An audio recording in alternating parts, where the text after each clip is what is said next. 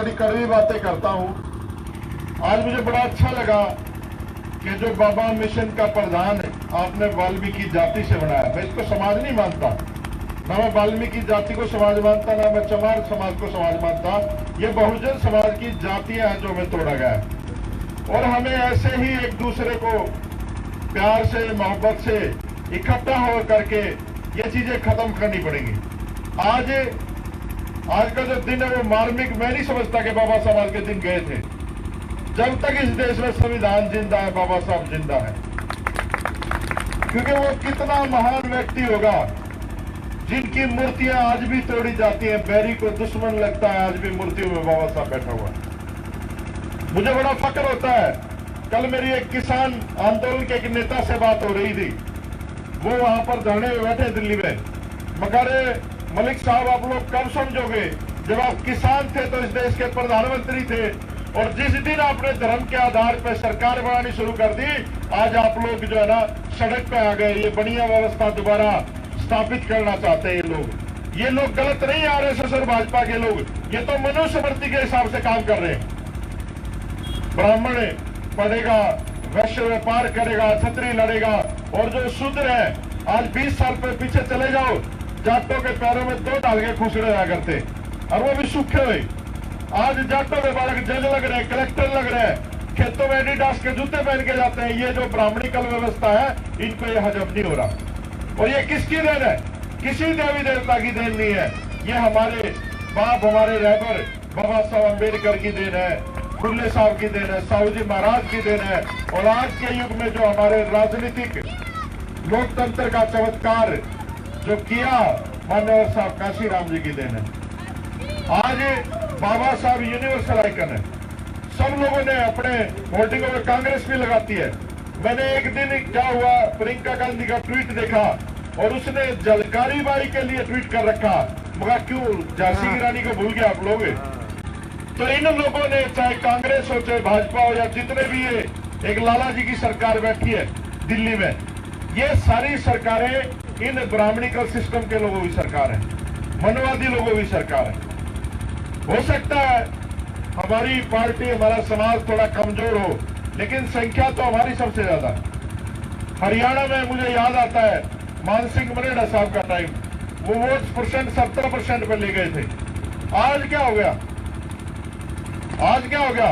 आज भी तो वही हरियाणा है, लेकिन जो लोग पदों में बैठे हैं ना, उनका काम करने का स्टाइल ठीक नहीं है, तरीका ठीक नहीं है। जो लोग पार्टी का भी काम करते हैं, उनको तो 24 घंटे सड़क पर रहना चाहिए, घर बार छोड़ देना चाहिए मूवमेंट के लोगों को। आज जो यहाँ पर मुझे सबसे अच्छी ज्यादा खुशी ये हो रही है कि मेरी माताएं, बहनें, जो नारी शक्ति, वो सबसे ज्यादा संख्या में बैठी हैं, और डॉक्टर भी है, सामाजिक कार्यकर्ता भी है। ये लोग अद्भुत लोग हैं, और ये किसकी देन है?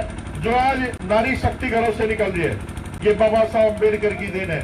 नहीं तो उसी देश से पैदा हो रखे हैं जहां पर पैर की जूती के बराबर औरत को समझा जाता है। तो आज देश का हर वर्ग बाबा साहब अम्बेडकर को समझ रहा है। आज दिल्ली के बॉर्डरों पे ना लोगों के हाथों में शेरावाली की फोटो नहीं मिलेगी आपको, शंकर भगवान जिसको कहते हैं उसकी फोटो नहीं मिलेगी। कोई अनुमान नहीं लेकर नहीं बैठा उठे, सबके हाथ में संविधान की प्रस्तावना है और बाबा साहब अम्बेडकर का फोटो। तो ताकतवर कौन है? ताकतवर कौन है?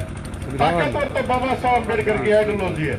खून से क्रांति कभी नहीं आनी। मैं बिल्कुल सहमत नहीं था सुभाष चंद्र बोस की बात से कि तुम मुझे खून दो, मैं तुम्हें आजादी दूंगा। वैचारिक रूप से आती है क्रांति। बाबा साहब अम्बेडकर ने हजारों वर्षों की बेड़ियां, ऊंच नीच का भेदभाव एक कलम की ताकत से खत्म कर दिया, वैचारिक क्रांति। जिस दिन हमारे समाज में समाज वैचारिक रूप से तैयार होगा और एक होगा, उस दिन इस देश की सत्ता में आपको बैठने से दुनिया की कोई ताकत नहीं रोक सकती। और आप तो बहुत ही गजब के लोग हैं, ऐसे लोग धरती में नहीं है। हम लोग तथागत बुद्ध को मानने वाले लोग हैं, और जितना भी इन लोगों ने आडंबर फैलाया है, वाल्मीकि रामायण में मुझे सबसे बढ़िया एक ही बात लगती है कि राम का घोड़ा पकड़ लिया था वाल्मीकि महाराज के शिष्यों ने। जो सत्ता से टकराए, बुद्धि का इस्तेमाल करे, मैं तो वाल्मीकि महाराज को भी बहुत दुष्ट मानता हूँ। इन लोगों ने अलग बढ़ा दिया, राम की पूजा करवा दी, फलाना कर दिया, टिकड़ा कर दिया, लेकिन उन्होंने सच्ची रामायण पढ़ना क्रिटिसाइज किया। दूसरी तरफ गुरु रविदास महाराज, वो कहते थे सच्चा हूँ राज में, जहां मिले सबन कौन, छोटे बड़ा सब सब बसे रदास रहे परसन। ये सारे क्रांतिकारी संत थे, लेकिन कुछ चमारों में भी दलाल पैदा हो रखे। आपको बुरी लगेगी मेरी बात। कोई रविदासिया धर्म बनाने में लग रहा है, कोई कुछ धर्म में बनाने में लग रहा है। हमारा धर्म अगर कोई है सबसे बड़ा, तो संविधान हमारा धर्म है, और संविधान हमारा सबसे बड़ा ग्रंथ है। भाई मुझे वोट नहीं चाहिए किसी की, ना मैंने चुनाव लड़ना, इसलिए कड़वी बातें करता हूं। मुझे सिर्फ मेरा जो सपना है वो ये है कि मुझे उस घर में अम्बेडकरवाद पहुंचाना है जहां सदियों से पाखंड का बसेरा है। ये घर से निकाल के फेंकने सारे आतंकवादी जो हमारे घरों में बैठे हैं। बाबा साहब का जो विचार है, बाबा साहब का जो संविधान है, वो हमारे समाज की हर बहन बेटी, महिला और हर परिवार तक पहुंचना चाहिए। आज का जो दिन है, आज हमारी आंखों में आंसू नहीं होने चाहिए, हम घबराए हुए नहीं होने चाहिए। आज बाबा साहब अम्बेडकर जितने खतरनाक जिंदा रहते नहीं थे, आज हमारे बीच में नहीं है, उससे ज्यादा खतरनाक है इन मनवादियों के लिए। आज सब कुछ तो दे रखा बाबा साहब ने, बस आपने थोड़ी सी हिम्मत पैदा करनी है। मैं एक फिल्म देख रहा था, चाइना गेट, उसमें वो गुंडा जो है ना डायलॉग मारता है कि मुझसे लड़ने की हिम्मत तो पैदा कर लो, ये कमीनापन कहां से लाओगे। तो इन कमीनों के लिए जो दिल्ली में बैठे हैं ना, इनको ऐसा कमीनापन दिखाएंगे हम लोग। जिस दिन हम लोग उतर गए ना सड़कों पे, और जिस दिन इन बहुजनों ने दिल्ली घेरी, 2 अप्रैल ज्यादा दूर नहीं थी, अभी भूले नहीं है लोग। ये 2 अप्रैल को जो भारत बंद हुआ था, इनकी सिट्टी पिट्टी गुम होगी थी, मोहन भागवत, मोदी वोदी की सबकी। किसानों से ये डर नहीं लगता इनको, क्योंकि किसानों को तो इन्होंने बहरा कर रखा है। सारे भगवान इनको पकड़ा रखे ओबीसी को कि तुम लोग घंटी बजाओ, और वो कहता है मोदी कि मैंने 370 हटा दिया, और क्या लोगे भाई, मैंने राम मंदिर बना दिया, और क्या लोगे। आज पता चल गया उनको, कहो किसानों को, हरियाणा के, पंजाब के, भाई क्या कर रहे हैं यहाँ पर। सबसे बड़ा अगर कोई काम है तो मानवता के लिए काम करना है। बाबा साहब अम्बेडकर महामानव है, पूरी दुनिया के लिए एक आइकन है, लेकिन इस देश में ऐसी विडंबना है, ऐसी छुआछात फैला रखी है इन मनवादी और ब्राह्मणवादी लोगों ने कि समाज को एक दूसरे से मिलने नहीं दे रहे। और मैं अपील करता हूं जितने भी बहुजन समाज के लोग बैठे हैं, आप लोगों के साथ जोड़कर अपील करता हूं, तुम आपस में रिश्ते करना शुरू कर दो यार। वाल्मीकि जाति के लोग चमारों में करो, चमार वाल्मीकियों में करो, खटीकों में करो, धारकों में करो। ये जब रिश्ते हम लोग आपस में शुरू कर देंगे, ये तो भाज भाज के लेंगे सारे बालकान है। ये जो बैठे ना ऊपर वाले, और दे भी रखे सारे, तो देख लो उदित राज देख लो, अठावले देख लो, पासवान देख लो, सारे दे रखी इन्होंने। और ये परंपरा इनकी तो चाहे आप सम्राट अशोक के टाइम से पहले से भी देख लो, इन्होंने तो हमेशा ही अपना बहन बेटियां दे दे करके इन्होंने अपना राजपाट बचाया। राजा मानसिंह का नाम सुना होगा आपने, जोधा अकबर फिल्म भी देखी होगी आपने। ये कहावत जब शुरू हुई थी कि बहन का भाई कुत्ता से मानसिंह बन रहा सरदार, अपनी बेबे देकर उन्होंने राजपाट बचा था अपना, और मालदेव ने अपनी पोती भी आई थी जब राजपाट बचा था। ये कहां के छतरी है, कुछ नहीं है। ये छतरी करने वाले तो कोड़े गांव वाले लोग थे, छतरी तो भाई असली इस देश के मूल निवासी हैं। हम तो तीरों से लड़ाइयां जीत लेते थे, हमारे तो तीर इतने खतरनाक थे। हम जंगलों में रहने वाले लोग हैं, लेकिन जब से हम लोग थोड़े से मॉडर्न हुए ना, हम लोग सिविलाइज हो गए, जब से ज्यादा सभ्य हो गए, तो ये जो जंगली कुत्ते हैं आपके ऊपर ज्यादा हैवी हो गए। तो आप लोगों ने अपने पुराने हथियार पिना लो, समय आ गया है। ज्यादा समय नहीं आपके पास, 10 साल का समय है। इस 10 साल में या तो इधर हो जाएगा सिस्टम, या उधर हो जाएगा। इस देश में सशस्त्र क्रांति होनी है, आज नहीं तो कल। आप लोगों के सामने सामने खड़े हुए मनवादी, और मरने से नहीं डरना, मरना तो है ही। हमने बाबा साहब अम्बेडकर ने भी कहा था भाई 100 साल तो कुत्ते की तरह जीने से क्या फायदा, एक दिन शेर की तरह जियो, भगत सिंह की तरह जियो, बाबा साहब अम्बेडकर की तरह जियो, मनोहर साहब काशीराम की तरह जियो। तो हम लोगों ने क्या करना, बूढ़े में मरोगे, बीमार होगे, शुगर हो जाएगी, पता नहीं, फिर डॉक्टर साहब ने दुखी करोगे, है ना। बीमार होगे, मरोगे, मरीज कहलाओगे, और समाज के लिए लड़ोगे तो शहीद कहलाओगे। आज बताओ, इतने लोग बैठे, अपने दादा के बाबू का नाम याद है आप लोग? नहीं है। और आज ये बाबा साहब हमारे, है ना, ये रहबर, इनका जब तक सूरज चांद रहेगा बाबा साहब का नाम रहेगा। और इनसे भी मैं कहता हूँ, महान थे मनोहर साहब काशीराम, जिसने दुनिया में भारत के कोने कोने में जय भीम नाम का बीज लगा दिया। साहब काशीराम जैसा आदमी मुझे नहीं लगता इस धरती पे कोई पैदा होगा। अरे इतना गजब का आदमी, सब कुछ छोड़ छाड़ के पूरा जीवन आप लोगों को समझाने में लगा दिया।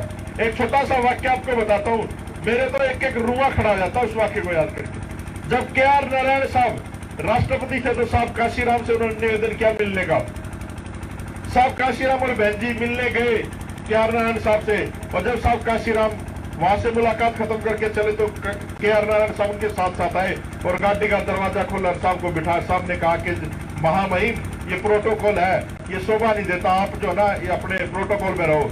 तो जब के.आर. नारायण साहब ने कहा था काशीराम यहाँ दलित राष्ट्रपति बहुत आएंगे, लेकिन कोई काशीराम नहीं आएगा। आज भी बैठा है हरामखोर इस देश की सबसे बड़ी कुर्सी में। हम लोग नहीं डरते, जितने पर्चे दर्ज करने कर लो, हम नहीं डरते। तो ये सारे जो है ना कातियाई कुत्ते बिठा रखे हैं इन लोगों ने, है ना। इनका बाबू कहता भोगते हैं, इनका बाबू कहता काटते हैं। कुछ इटली वाली के गुलाम है, कुछ यूरेशियनों के गुलाम है ना। तो ये आप लोगों ने ये परंपरा तोड़नी है। आप इंतजार ना करो कि बहन कुमारी मायावती आपको समझाने आएगी या और कोई बड़ा नेता आएगा। आप बाबा साहब अम्बेडकर की बात मान लो। बाबा साहब अम्बेडकर ने कहा था कि भाजपा और कांग्रेस दोनों ही हमारे लिए खतरनाक है। साहब काशीराम भी आपको समझा गए थे, लेकिन समस्या ये है जब चुनाव आएगा ना, किसी के हाथ में आप में से कांग्रेस का झंडा हुआ, किसी के हाथ में बादल का झंडा हुआ, किसी के हाथ में बीजेपी का झंडा हुआ, फिर आप लोग भूल जाते हो बाबा साहब अम्बेडकर और फिर 5 साल फिर गाली देते हो इनको कि हमारा ये नहीं होता, हमारे वो नहीं सुनता, फलाना नहीं सुनता, टिकड़ा नहीं सुनता। तो आप लोगों ने ये ना सोचो कि आप लोग मिशन का काम क्यों करें। अगर आप लोगों ने मिशन का काम किया तो आपकी आने वाली जनरेशन वो सर उठा के जी पाएगी, नहीं तो इनको दोबारा हमें उसी व्यवस्था में ले जाने में टाइम नहीं लगेगा। आज जो मैं आपके बीच में हूं इसका कारण है, जब दिल्ली में गुरु रविदास मंदिर तोड़ा गया और मैंने दिल्ली सल्तनत में बैठे लाला जी से कहा कि जी हमारे समाज की लड़ाई, आप हमारे साथ आओ, तो उसने मना कर दिया, वहां पकड़ अपनी ये कुर्सी ताली चाबा और हम चले अपने समाज में। मैं एमएलए के पद से भी इस्तीफा देगा गया, लोग चपड़ासी की नौकरी छोड़ते, लेकिन मैंने कोई एहसान नहीं किया, मैंने किसी में कोई एहसान नहीं किया। मेरे पिताजी मान्यवर साहब काशीराम के साथ रहे, 80 साल की उम्र आज मेरे फादर साहब की, गांव में रहते हैं, पहले आर्मी में नौकरी करी। जब मैं मंत्री बना उन्होंने इतनी बड़ी बात कही थी, वो बड़े उदास बैठे थे। मैंने कहा बाबू जी आपको खुश होना चाहिए, आपका बेटा मंत्री बन गया, दिल्ली में आकर विधायक बन गया, लोग नौकरी ढूंढने आते हैं। मेरे बाप ने कहा तुझे गलतफहमी है, समाज का दलाल नियुक्त किया गया, आपको समाज का दलाल नियुक्त किया गया। जितने भी राजनीतिक दलों में लोग बैठे हैं वो एजेंट है उन पार्टियों में, वो जात के तो हो सकते हैं, आपकी जमात के नहीं, वो काजोल कर रहे हैं, वो समय समय पैदा होते रहे। तो इन लोगों से सावधान रहना आप लोगों को। आगे तो भाई मैं तो कोई आप लोगों से, बहुत सारे लोगों से छोटा ही हूं, मैं तो सीख ही रहा हूं। आप लोगों को सारी बातें पता करना क्या है, लेकिन जब मौका आता है आप लोग भूल जाते हो। सबसे जो बाबा साहब का चाहे जन्मदिन सेलिब्रेट करना, आपको चाहे परिनिर्वाण सेलिब्रेट करना, चाहे मान्य जितने भी महापुरुष हैं, अगर असली उनको श्रद्धांजलि है, उनको श्रद्धा सुमन अर्पित करने ना, चुनाव वाले दिन करा करो। जब बटन दबाते हो, जब बटन दबाते हो ना मशीन का निशान क्या उस दिन याद करा करो। अगर आप लोग तो बहुजन समाज पार्टी एक ही पार्टी है दलितों के पूरे देश में, इससे बड़ी पार्टी कोई है नहीं, और ये हमारी मां पार्टी है। हो सकता है कुछ लोगों को बुरा लगे, कांग्रेस बीजेपी का सपोर्टर बैठे हो, मैं बीएसपी में नहीं हूं, लेकिन आजीवन बीएसपी का सपोर्टर हूं और रहूंगा, क्योंकि वो पार्टी हमारे बाप काशीराम की बनाई पार्टी, किसी के बाप की पार्टी नहीं है। आपने वो पार्टी बचानी, उस पार्टी का अस्तित्व आज खतरे में है। आप लोगों को वोट डालने से कोई नहीं रोक सकता, आप लोगों को काम करने से कोई नहीं रोक सकता। हो सकता है अध्यक्ष आपको पार्टी से निकाल दे, हो सकता है आपको लोग कहें तो यार गलत आदमी है, लेकिन जब वोट डालने जाओ तो अपनी पार्टी को डालो। जब वोट आएगी तो अपने आप राज आ जाएगा, और जब राज आएगा तो इनका कॉलर पकड़ सकते हैं हम जाकर के अपने लोगों का। आज जो है ना बॉर्डर पे वो पानी की वाटर कैनन ताड़ी जा रही है किसानों के ऊपर, आज सुबह के कोड़े छोटे जा रहे हैं, और सरकार किसने चुनी? सरकार उन्होंने चुनी जिनको पीटा जा रहा है। तो मालिक के ऊपर नौकर चढ़ रहा बंदूक लेके, ये ऐसी व्यवस्था इन लोगों ने बनाई। तो आज जो डेमोक्रेसी है वो हमारे बाबा साहब अम्बेडकर की देन है। इस देश में कोई भी काम कॉन्स्टिट्यूशनल तरीके से नहीं होता। अगर आप लोगों ने इस देश को बचाना है, क्योंकि ये देश हमारा ही है। अभी एक गाना आया है, एक बड़ा अच्छा गाना फिल्माया हुआ, देश विक्रेता, आप लोगों ने सुना भी होगा, नहीं सुना तो सुनना। उसमें पूरी हकीकत दिखा दी सरकार की। अभी हमारी छोटी बहन ने वो कविता सुनाई, गाना सुना, उसमें सारी चीजें बताई।